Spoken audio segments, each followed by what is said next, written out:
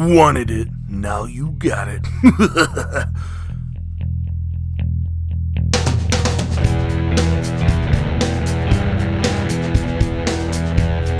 yeah, you'll be entertained.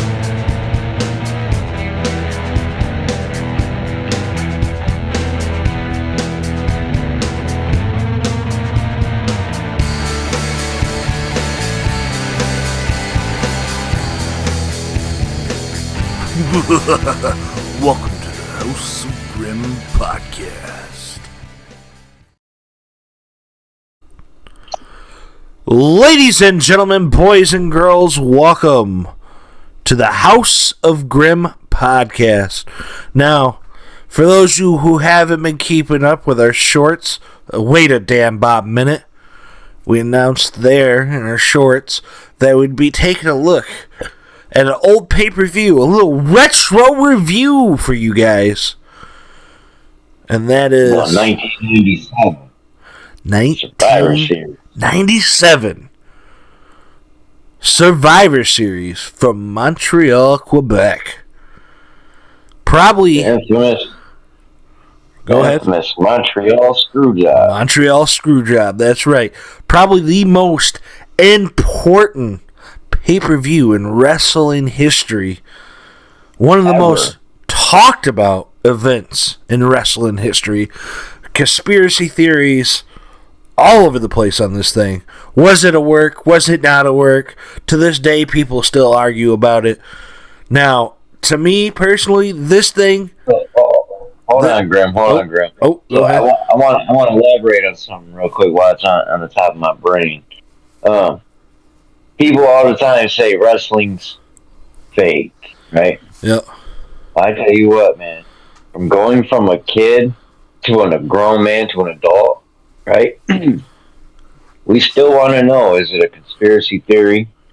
You know, like, really, what happened, right? So basically what I'm saying, Grim, is that's still real to us. Real to everybody. That moment, yeah. That's going to go on for years to come, you know? Like it's that moment is still real to Brett. When he talks about it, he still gets tears in the eye. right. Everything. Yeah. But man, now to me, this did so much. Like the fallout from this pay-per-view did so much to change wrestling itself. You know, I'm talking. You got heel Vince McMahon, right? Which, right. Without heel Vince McMahon, you know, what do you have? Yeah, would Stone Cold be where he is in our thought process? You know what I'm saying? Like, how long could that Stone Cold character have gone without an authority figure to go up against, like Vince? Or until when would he finally really break through? Yeah, you know, everything kind of fell into place to help him evolve to where he ended up becoming, you know, the Steve Austin that we all know. Yeah. Now, there was negatives from this too, though, because I feel like Brett was top of the mountain, right, when he left, and he went to WCW. After this, they dropped the ball on him. Yeah, they had no clue how to book the man. Do you remember the first thing he did in WCW? I don't really refresh my memory. First thing that I remember him doing in WCW is showing up to that Hulk Hogan Sting fight at what was that pay-per-view? Starrcade. Right? Where they built this up for like over a year. You know, Sting not talking, this and that. Like, dude, I was bought into that like storyline. Everybody was. And then that storyline changed Sting's career. And then they did like the fast count with the one ref. And then who comes out as a special ref? Bret Hart. Come on, dude. That's the first thing you're doing with him? Like, nah, he ain't getting screwed. I got screwed. This ain't happening here. Come on. I get what they were trying to do, but it just felt didn't weak. Work out. Yeah. For sure. But, For sure. Ladies and gentlemen. Honestly, hold on real quick. Oh, go ahead. I really feel like WCW, like Eric Bischoff getting sued apparently so much, and Yeah. and getting all them non-competes, you know what I'm saying, and things like that from the lawyers. I feel like they really didn't know how to book Brett because they were afraid to Yeah. get sued or whatnot at that point in time. You know what I mean? Oh yeah. It wasn't like when Medusa showed up with the women's title and threw it in the trash can. Yeah. That was that's pristine. that's what all caused this to go down was Medusa throwing that title away. You know what I'm saying? They didn't want the same thing to happen, so that's what, man. Yeah, that's how they wanted to screw Brett. But let's get into it, ladies and gentlemen. I'm Grim Grimes. This is my co-host with the mostest, Dan Bob. All right, so the event kicked off with 3 traditional Survivor Series matches. The first of one being the New Age Outlaws with the Godwins versus the Headbangers and the New Blackjacks. Well, I normally like going back and watching like the Headbangers, you know what I'm saying? Because I don't know, they were a fun tag team back in the day to watch. I felt like this match and the one that followed were just kind of meh. I did like the fact that the New Age Outlaws were the survivors in this one, and you could definitely see that they were going to be stars going on. The Raw before this, they stole the Legion of Doom's shoulder pads and all that. You had to refresh me up on that. When we were watching it, I was like, I asked you, "Hey, Grim, where's their pads?" Yeah. But I guess out of these first 2 Survivor Series matchups, I would take the first one over the second one. The second one, the Truth Commission versus the Disciple Apocalypse. I'll be honest, I don't even remember, and I was deep into my wrestling fandom as you were at this time. We got this pay-per-view on our TV. Our mom fucking ordered it for us. We sat there on the living room floor watching this. I couldn't tell you who the Truth Commission was. The Disciples of Apocalypse. Disrespect them or anything. I'm sure they were. Yeah. I mean, maybe we need to look into them. There's people in there that, like, I know who they are. Like, the interrogator was Kurgan, who was in the Oddities. I remember the Oddities, you know what I'm saying?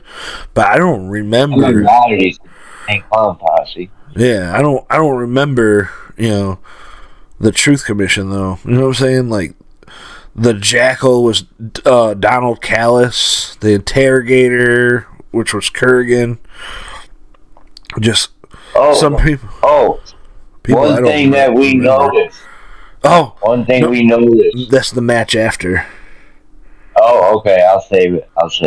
All right. I'll save it.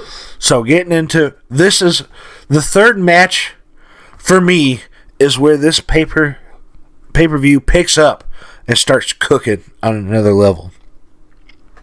Oh yeah. Because it's Team Canada versus Team USA. And man, Team USA is in hostile territory. Montreal, Team Canada, even though they're like the bad guys to us in this match, because being Americans, you're not rooting against USA. But man, the Team Canada were the good guys in the arena that night. You had the British Bulldog, Jim Neidhart, Doug Furnace, and Phil LaFon versus Vader, Goldust, Mark Merrow, and Steve Blackman making his in-ring debut. It's like the Raw before, maybe. Or I don't know if it was the one directly before, but he got in there and kicked some people. Hopped the guardrail like he was a fan. But and then they were accompanied. They were accompanied by Sable. Now, go ahead with your comment about what we noticed. So when we were sitting there watching, and their entrance music hit. I was like, Kurt Angle's here? Yeah. They actually used Kurt Angle's music. Oh, But this was before Kurt Angle even had that music. 2 years before he previewed, like, or Kurt before Angle he even existed showed up. Yeah. for wrestling like this. But man, that music hit. I was waiting for the Canadian fans to get on it, like, you suck, you suck, you know. But this is before the you suck chance. This is before Kurt Angle. That music hit, and I was like, I thought Peacock was playing a trick on us. You know what I'm saying? I'm like, we watching the right pay per view? Like, Kurt Angle was on this? I'm surprised we haven't seen any videos or shorts or anything on YouTube or anything like that. Regarding that. Okay. That's might be coming soon. I felt like this was a good match, man. You know, they really went at it. What was memorable to me is, you know, Blackman gets counted out, so he don't take a pinfall in his debut, but he gets counted out. Vader's doing most of the work, eliminating people. Right. Right up till the end, he's trying to tag in Goldust, but Goldust, he won't tag in. He keeps not wanting to tag in. He has FU on his face paint, which stood for, I guess, according to good old JR, Forever Unchained. Now he finally tagged him in by smacking him in the face, but Goldust ended up getting counted out. Vader eliminated Doug Furnas, and it was him and the British Bulldog. The British Bulldog ended up getting him by pinfall, and British Bulldog, Soul Survivor, hero of Montreal. Fans are excited. They're going crazy. They are going nuts. You know what I'm saying? This crowd is... it is like completely opposite to how the night ends, you know, for them. They don't know it yet. Right. But man, oh man, are they going to be heated. But it makes me think how Vince booked that night, you know, for them to, like, be off edge, you know? Like, they weren't on their... They weren't on the tips of their toes really watching, you know what I mean? They were off guard, so to speak, you know? Vince booked them, you know, to be, like, on top, you know, like, well, why is he going to screw you? He booked us this way, like, we're having a great night, you know, and then, boom, you know, he drops the bag on it. Yeah, I remember all the way. I remember watching this as a kid, and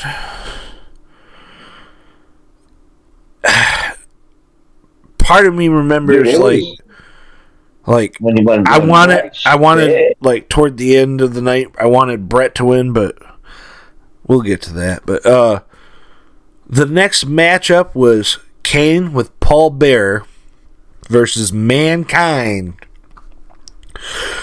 That was a pretty good match. Oh yeah, it was pretty good. Now, my big gripe with the match, and I'm glad they went away from this, is the red lighting. You know what I'm saying? Like, this was Kane's first in-ring match, really. Outside of this, he's been coming down and attacking people.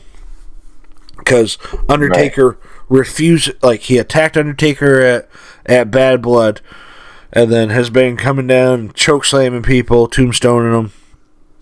Just destroying other wrestlers because Undertaker refuses to fight his own flesh and blood. So, Mankind was actually doing Dude Love. And that's when Kane attacked him. He was doing the Dude Love character. He attacked him, and then, you know...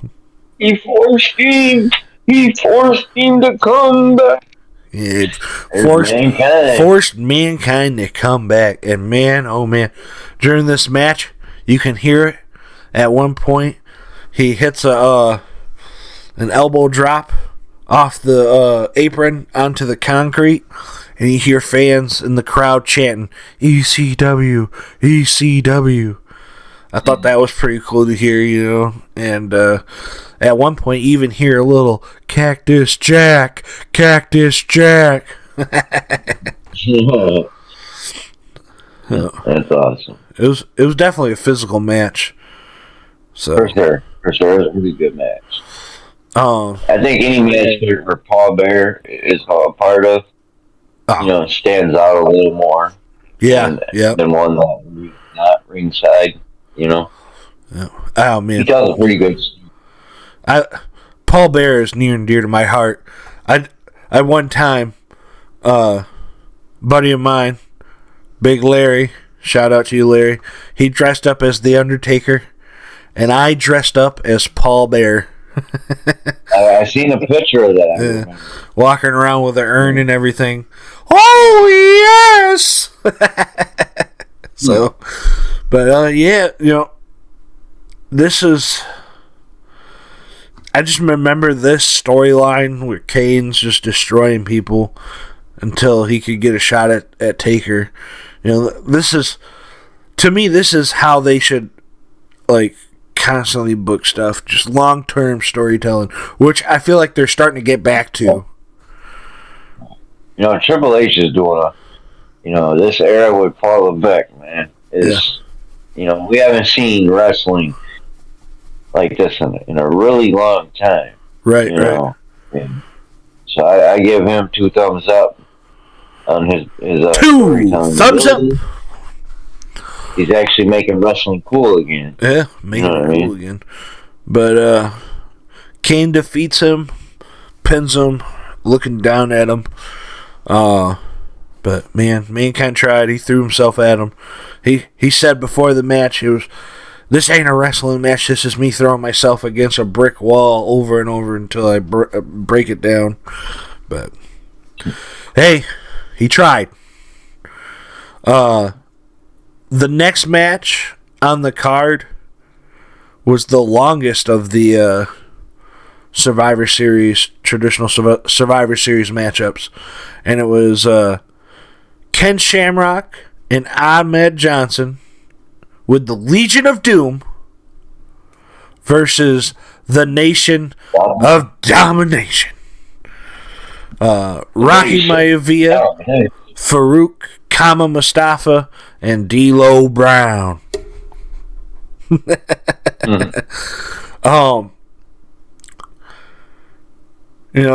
Hawk ends up getting pinned by Rocky pretty early on. Farouk gets eliminated but stays by ringside. Now, there's 2 refs. Right? 2 refs. And he helps hold Ahmed Johnson's feet to get him pinned and eliminated with a ref right there next to him. And the ref doesn't do anything. I was like, really? But yeah, the ref even act like he didn't see it, or he's right there. Of course he saw it. He's like, oh. I'm just not gonna do anything about this one. I'm letting him have it. That was just, to me, that was some weird booking right there. You couldn't have bumped the ref, But right. You remember what happened? What got Animal out of the match? I don't. What happened? You remember who came down to the ring wearing their shoulder pads? Oh, New Age Outlaw. Yeah, they came down, and he starts brawling with them, and Road Dogg throws some powder in his face, poof, and blinds him. And the powder in the face and the blinding on the outside of the ring, and he's the legal man, he ends up getting counted out. So, he ends up out of the match.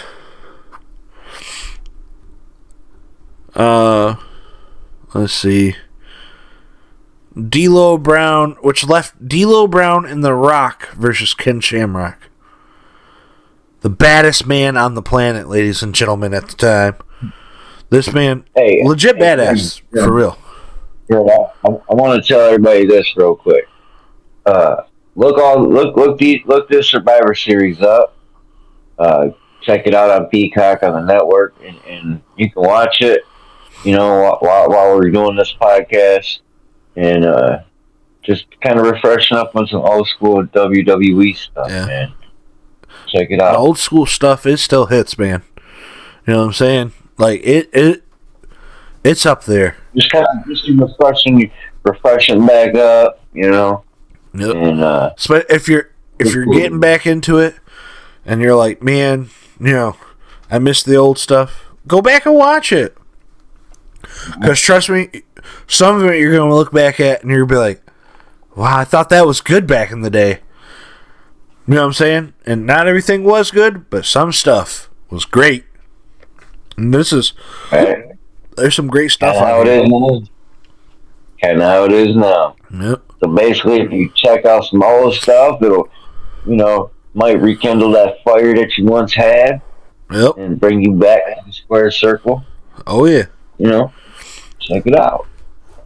So, the next match on the card is one that it's not a very long match, but it's one that had kind of a long build, because the build starts all the way back at SummerSlam, where good old Owen Hart pile drive Stone Cold and ended up breaking his neck. Yeah.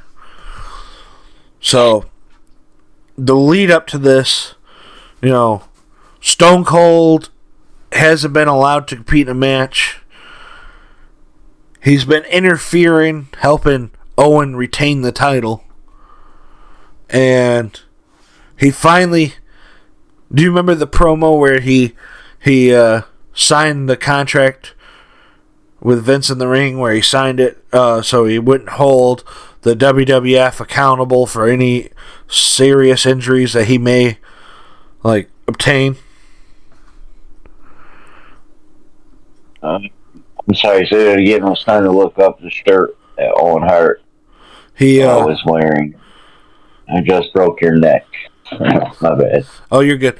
He before this pay-per-view, he signed a contract with Vince McMahon saying he wouldn't sue the WWF, and then it also guaranteed this match. So, and then Stone Cold stunnered old Vince. But so Stone Cold, his wrestling style from this match on is completely different than it used to be. He had more offensive repertoire before this match. I mean, for goodness sakes, when he first came to WWF, he was the ringmaster. You know what I'm saying? Terrible gimmick, but he did quite a bit. From here on out, this is classic Stone Cold. Stunning people, punching people in their face, flipping them off, stomping a mud hole in them. He definitely got me in trouble at school quite a few times. The attitude he was growing up as a young teenager was definitely thanks to Steve Austin. Oh, yeah. Yeah. Yep.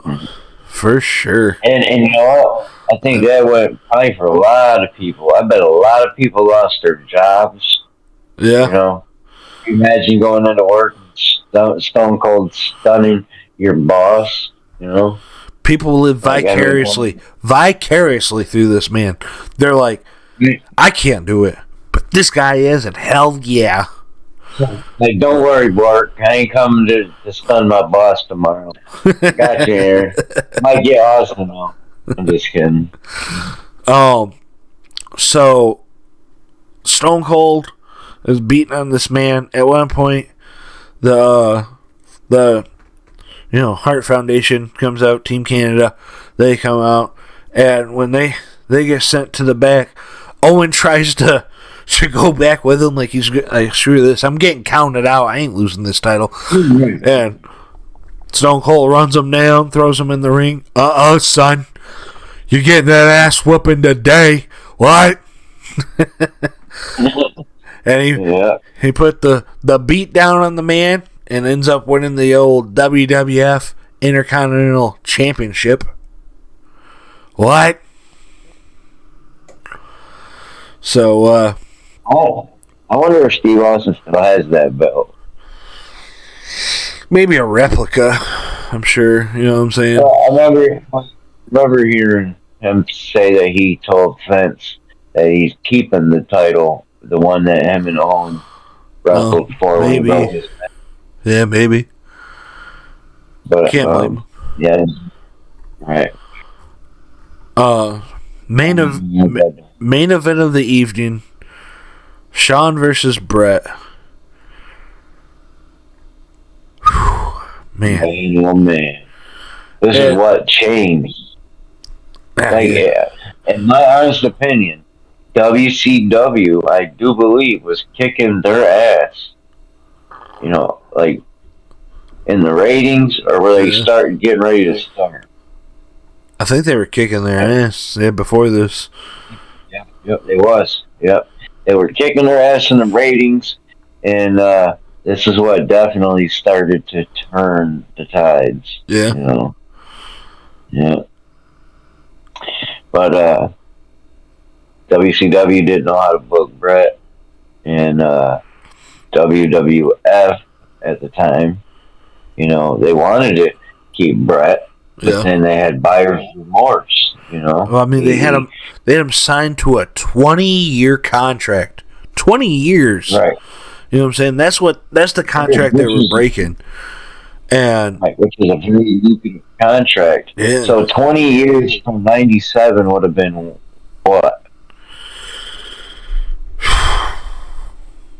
3 years off of 2020. So 17, 18, somewhere around there. Yeah. I mean, just doing guesstimation, quick math. You know what I mean? So he would have worked with WWE all the way up until, you know, mid 2000s. You know, next 20 years deal. Yeah.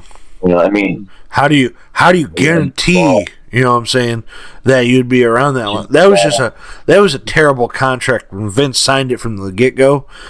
I feel like I feel like he could have renegotiated it. You know what I'm saying? If he really would have tried, but it was just he was wanting to stay. Brett said that he would have took less money. I think he really looked at Vince like a father figure, you know. Yeah. And that's where he basically grew up, you know, under the helm of Vince McMahon. You know, that he didn't want to go to WCW. Right. He didn't. But he definitely wanted to keep wrestling. But, you know, it is what it is. I mean, Brett is one of a kind human being, man.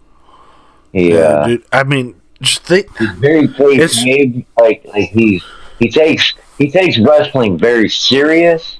Yeah. You know what I mean? And takes himself super serious, sometimes too serious. You know. But you know what? That's him. Kayfabe. Yeah. Kayfabe. You know what I mean? Like, he's like, yeah, I'm the best. That's my gimmick. He's like, you know what? It's real. You know what I mean? You guys really took it from me. You know what I mean? I really was the champion. You know what I mean? I mean, now this match, man.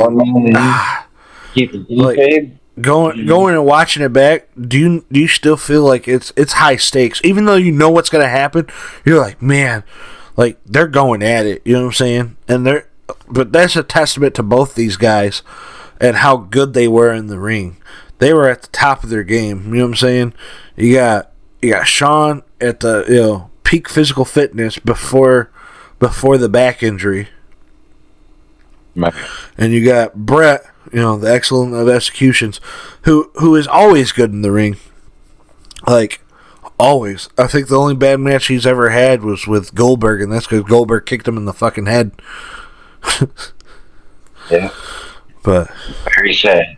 Very sad.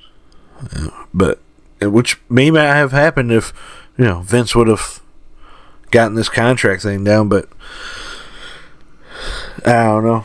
It also had positives though, because him leaving, it opened the door for other people to come up, right? Like Stone Cold and The Rock. Which those two, and even Triple H stepping up, after Shawn's injury, that all, I'm saying, like, I think helped cement them winning the Monday Night Wars. Okay. So yeah, it definitely kept their longevity. part of the reason I feel like a lot of like the conspiracy theories that's out there about this being a work and this and that, and because when Shawn gets him in the sharpshooter, and you see him reaching back, Brett reaches back to try to reverse it, and that's when they ring the bell. You know what I'm saying? Dude, what? Yeah, but I was so confused what just happened. I thought he had tapped. Right. And then they're like, but freaking the fuck out. They're sitting there talking about, like, what happened? What happened? He didn't tap. And then they didn't cue the announcers into it. In my room. When we were kids, I went upstairs, watched in my room. When that happened, I was running down the stairs to the living room where you and Mom was at, and I hit the first two of the top steps and I remember. Yeah. Ran out there, heart racing from falling, not giving a shit that I fell, and I'm like, "Hey, what the fuck just happened?" I could not believe it. You know what is crazy though too? This is what I couldn't wait. I could not wait for Monday Night Raw. Oh, I know. But this is why I think there's so many conspiracy theories. One, the announcers weren't clued into what happened. What was going on. Two, they couldn't have told nobody. They couldn't have told nobody. Like, and I mean, that's the main. I think Triple H knew. You know what I'm saying? I'm sure they told him what was going down, because he was about to go. Because the original finish was supposed to be a DQ, because DX and Team Canada were supposed to come out, and Bulldog, and Bulldog's like, they fucked him. They fucked him. Yeah. What just happened? They fucked him. But the fact that they let him, like, they didn't cut, they let him WCW it up. He's spitting on Vince. Vince comes down and he spits on him, like, big ass loogie on his face, and then right at the camera.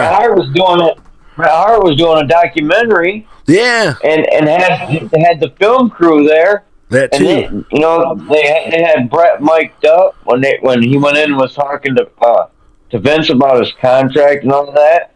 Yeah.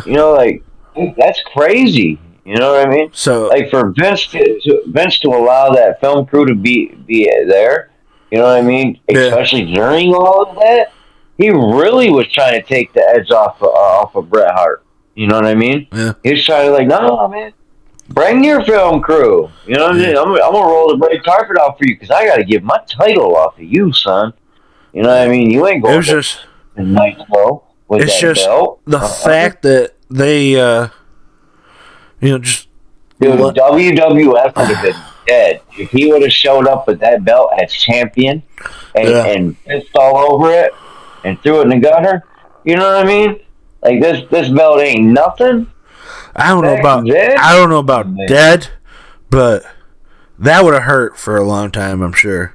You know what I'm saying? I just think they had too much talent to really be dead. But if you didn't screw him, though, again, no heel Vince. So maybe it does screw him in the long run. Because up until this point, Vince was, like, kind of really behind the scenes still. Like, people knew he was the owner, but it wasn't like he wasn't the on-screen character that he was or became. Right. So, but yeah, I just think this one match, maybe not even the pay-per-view all by itself, but this one match, the Montreal Screwjob, changed so much so quickly. Of professional wrestling. Yeah, and it's crazy to think like how something that they used to do stuff like this back in the day all the time, like screw wrestlers out of titles and stuff. They'd stick them in there with somebody who couldn't really shoot wrestle, and they'd stick them in there with somebody who could, and take titles off people. You know what I'm saying? Like promoters used to do that back in the day. Like put Andre in there with like Macho Man. Yeah, something like that. Now I think the most truthful version of this story that I've heard told is from Jim Cornette. You know what I'm saying? You know what? He has a lot of haters and a lot of controversy. Oh, he's controversial for sure, but I think he told the most truth about this. Yeah, so, he's a fucking genius. Yeah, with wrestling. He knows like wrestling history, and what he has up here, man. Now, one person I don't believe with all their stuff, and that's why am I blanking on his name? He was booking around this time with Vince too. Vince Russo. Bro, Vince Russo claims at one point he claimed he came up with the screw job finish. Like, bro, get out of here. You were doing stupid stuff like writing the Mark Henry having a hand with the Fabulous Moolah and shit. You did not come up with this shit. I believe Cornette threw the idea out there just as like he said he did, and Vince was like, and ran with it. All right. And come on, let's be honest too. Like, another reason why there's so many conspiracy theories is Brett's dad was a fucking promoter. So you didn't see this shit coming? Like your dad didn't fucking do this shit back in the day? Like he never screwed anybody out of a title? Yeah, right. Sorry for the swearing, ladies and gentlemen, but man, I'm getting amped up here. It'll do it to you. It'll do it to you. Yeah, the screw job, man. This is by far the most famous Survivor Series, I feel. And I don't think any Survivor Series will ever top it. You know what I'm saying? I mean, there's been good Survivor Series. The Survivor Series coming up is gonna be a good one. Oh yeah. I think. And Grim, I must say you predicted the future, Grim. I think I did, didn't I? Mm-hmm.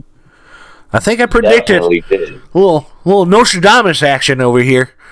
I think I predicted the old main event, possibly, of Survivor Series. Bloodline versus Bloodline. War Games, baby. May not have Cody Rhodes in it, but still Bloodline versus Bloodline with Sami Zayn. What? 4-on-4? As they say, the night is young, ladies. I seriously think Cody still might end up taking place. As like I said, a special referee, something. Yeah, I mean, no way in hell can you have a War Games without the son of the creator of the War Games match. You know what I'm saying? Yeah. And he's the title holder, so I wouldn't be surprised, man, if he's involved in it somehow. Ref, somebody gets hurt, taken out. Sami Zayn, somebody gets hurt and taken out. You know what I mean? See, I don't think they'll do it that way where somebody gets injured and they replace them with them. But if they're gonna do it, it'll be like either The Rock will insert himself into it on the side of Solo, and then I can see it. But I don't think they want them to touch. I really think it's gonna be WrestleMania, Rock versus Roman. Do you really think you could see The Rock wrestling at Virus? It seems to me like he's such a star right now. It all depends on his filming requirements for movies and stuff. Now, if he's currently filming, which I don't know if he is or not. You were saying you thought you heard he might be his $7 production might be making a Ric Flair documentary possibly. Yeah. I'm gonna do a little more digging on that and see if all that is really accurate or not. Right. But yeah, I believe he is working on something along the lines. I know he's capable of it. He did the thing with Paige. Yeah, he did that. Yeah. So I could definitely see him doing something along the lines. And I'm always down for Ric Flair content. So right now I'm getting emails as we speak regarding some future interviews with some indie promoters, indie wrestlers, and some other things. Yeah. Grim, we got a lot in the making. Oh, we got a lot coming up. One thing I did want to mention about this pay-per-view was they did have like a little commercial thing right before the main event where they this was where they were talking as the wrestlers talking about how they were their backgrounds and being athletes and stuff and injuries they suffered, and it ends with the WWF scratch logo. So it was the first time you see that. You know what I'm saying? Is this pay-per-view. Do you remember what they did the year after this? At Survivor Series? Don't. So that was quite some time. The year after this, 1998, they have in the main event The Rock versus Mankind, and The Rock gets him in the sharpshooter, and McMahon orders the bell to be rung, screwing Mankind out of the vacant WWF Championship. So the following year they make a callback to it. That's great. Ain't that? Oh man, that's great. Yep. Yeah. See, I'm gonna have to look up a lot of these old matches, man. It made me definitely watching this. Definitely made me want to check out some more old stuff, man. Like old Raws and all that. Yeah, this is fun. I'm taken back to when I was like 13, 14. 11, 12, man, and I haven't been back to them memories, man, in quite some time. So, and especially for, a wrestling show to take me back there. I mean, dude, if me and you were sitting there in Mom's living room today, watching this, what I mean? I mean, it was like we were, 12, 13 years old again, man. Yeah, it's unbelievable. I'm just waiting for. I mean, even if it was only for. An hour or 30 minutes or whatever, it's we still was able to feel that nostalgia. Makes you feel young watching this stuff, you're like, oh man.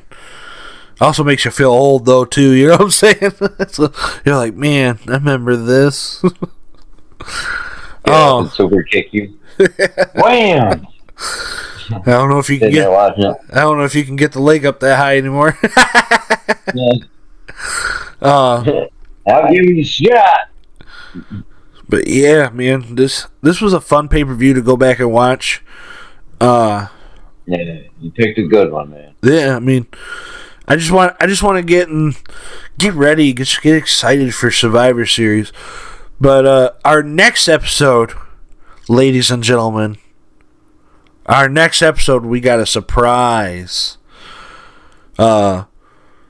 our buddy Slenderman, all the way from LA, is going to be back on with us, and we're going to have his friend Crawley, who did some independent wrestling, and we're going to come at him with some questions about, his time in indie wrestling, his thoughts on the product now, just a bunch of different stuff. If you guys have any questions you want this gentleman to answer, Mr. Crawley, go ahead and comment down below.